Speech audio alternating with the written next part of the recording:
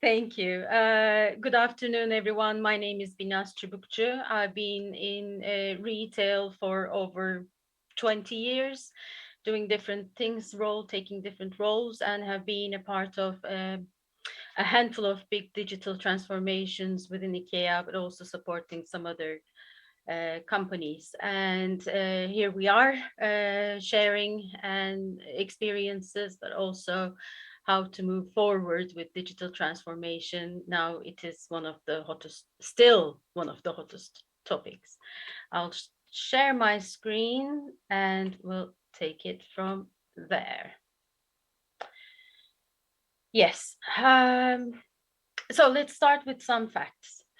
According to McKinsey and some of the other big companies who also do research, 70% of all digital transformations unfortunately fail. This is one of the biggest shocking news, and this trend is not changing. It's been almost around 70% for the past 6 years. However, there's another statistics or percentage that says only 5% of the companies that succeed. They say that they have set some KPIs for themselves, they have set some goals for themselves, and actually they achieved it. Well, in theory, uh, it's not nothing difficult. It should be very easy, and everyone knows the ingredients for success. It is about systems and methods or processes, if you want to call it in a different way. It is about the business model. It is about the technology as such. And of course, it is about people, organization, and the culture. But why? Why only 5% achieve what they're set out to achieve in digital transformation?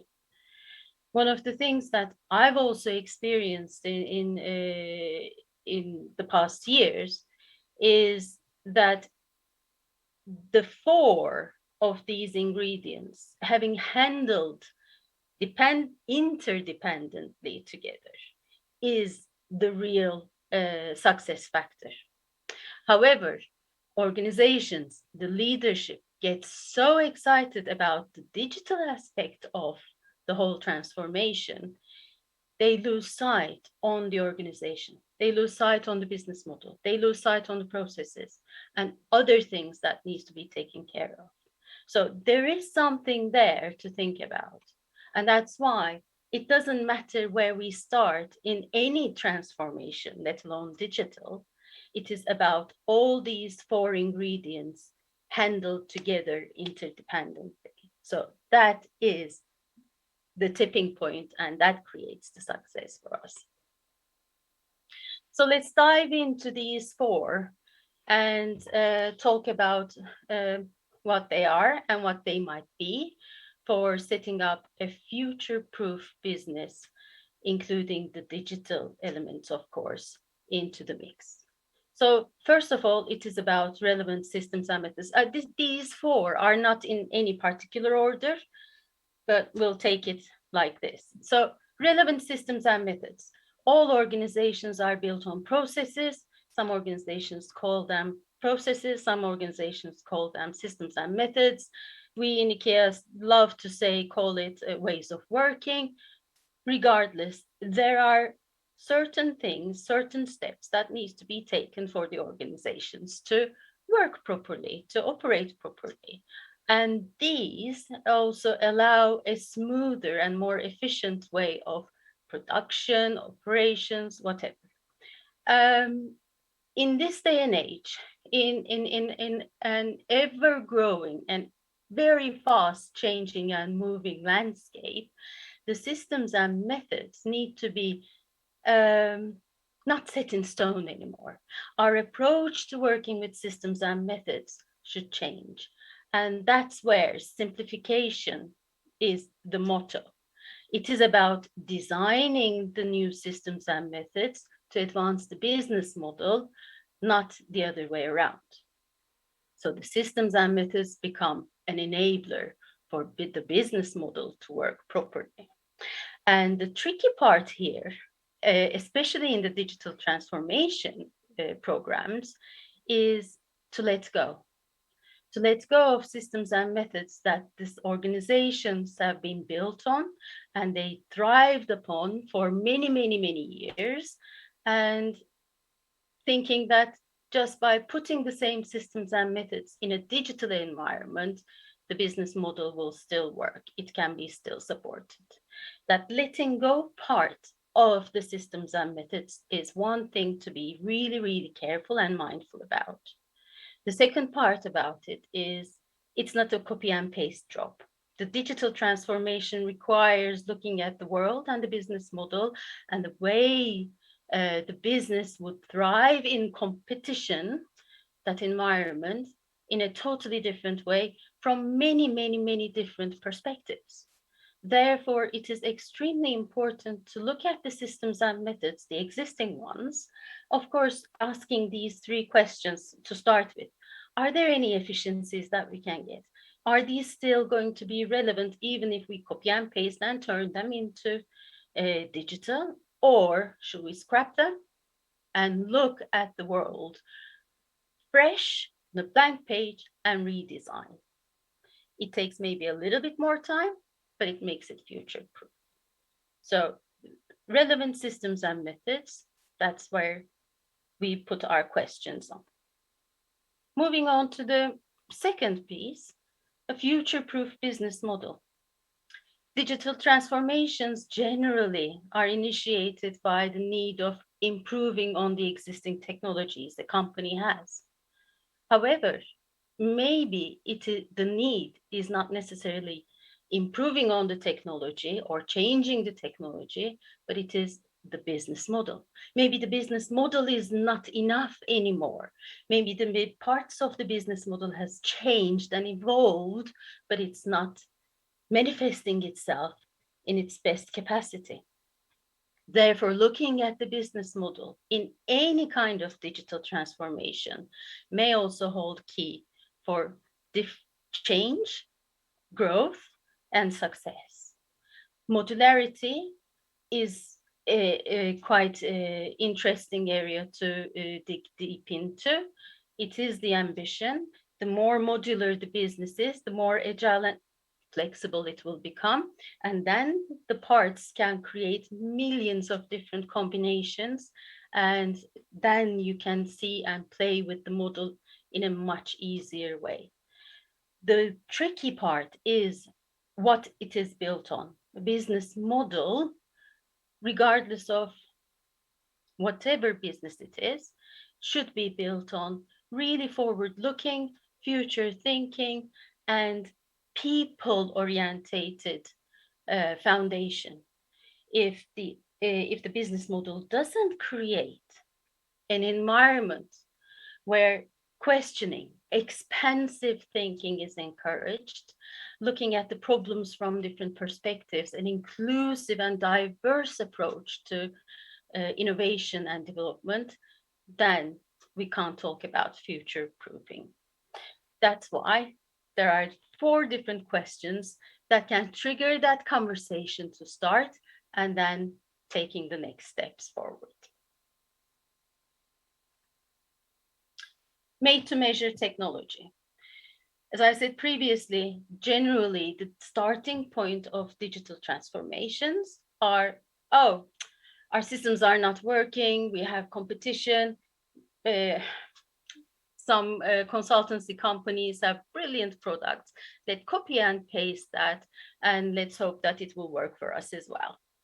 Well, is it really the solution? That's the first question to ask. Is this really what the company needs? Or is the technology, the change in technology, going to allow the company to grow, allow the company to improve on the business model, allow the company to introduce new systems and methods, new processes to improve on efficiency, productivity, and customer experience? So the technology becomes the enabler than the thing itself. Well, it is very tricky because digitalization is really today's reality, and it is going to be the future's reality as well. But how are we going to uh, hang on to that, look into the digitalization profits and the gains, but not let go of what is around it and what the environment needs to be to make the technology grow, let the technology become the enabler for future. So the role of technology and how it is used and where it is used within the digital transformation is quite a key point to keep in mind. Then the next one, the last one, is looking at the adaptable organization and culture. Digital transformation, actually any kind of transformation programs are highly dependent on people, from people working on the shop floor to people working in the headquarters, anyone and everyone working under the same brand, serving for the customers, for the better future, and for the vision and the business idea of their company. However, the key again to success lays in some different levels.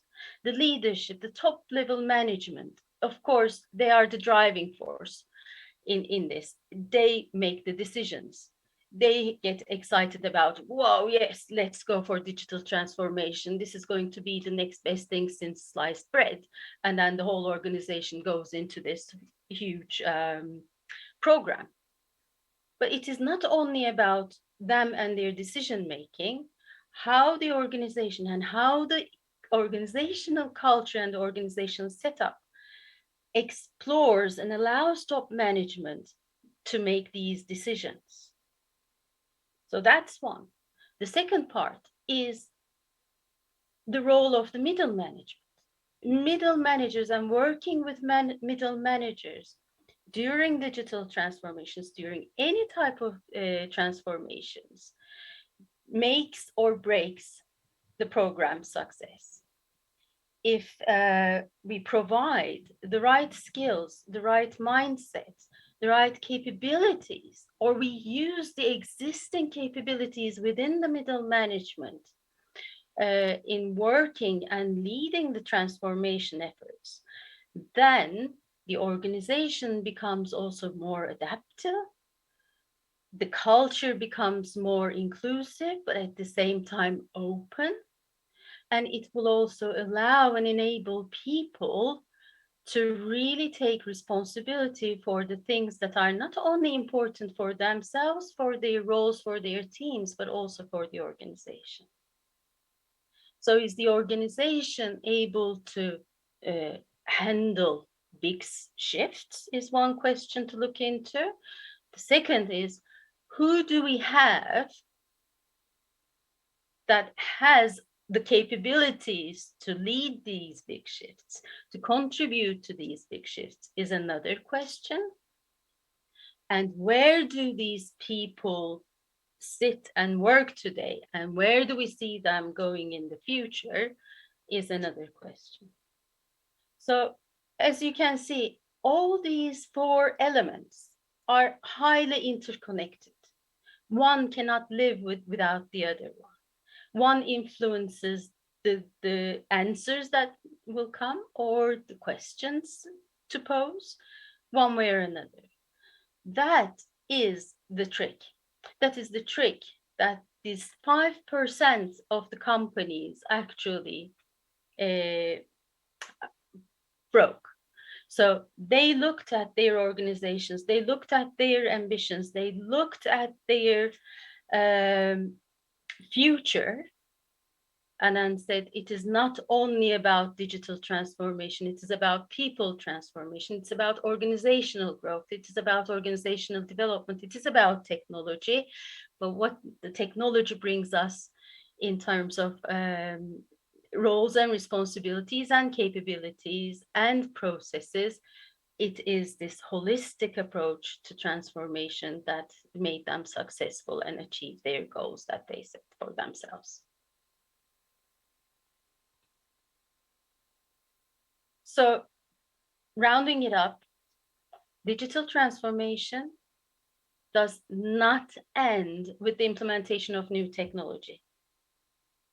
It is about looking at the organization and the transformation and the business needs and the people needs from these four different perspectives and transforming all the necessary bits in harmony, in synchronization, so that once the implementation of new technology is there, the organization is also ready, the people are ready, the processes are ready, so everything starts working or continues working together, but in a different level and in a different ambition level. Which brings us to this last slide. Digital transformation, or any kind of transformation, is always going to be a complete business overhaul, and it is going to need that those four perspectives from processes, from operations, from innovation, collaboration opportunities, from people skills, reskilling, upskilling, transferable skills, whatever, and also bringing the organizational design into a new era, making it more versatile, more flexible, and also adaptive to change.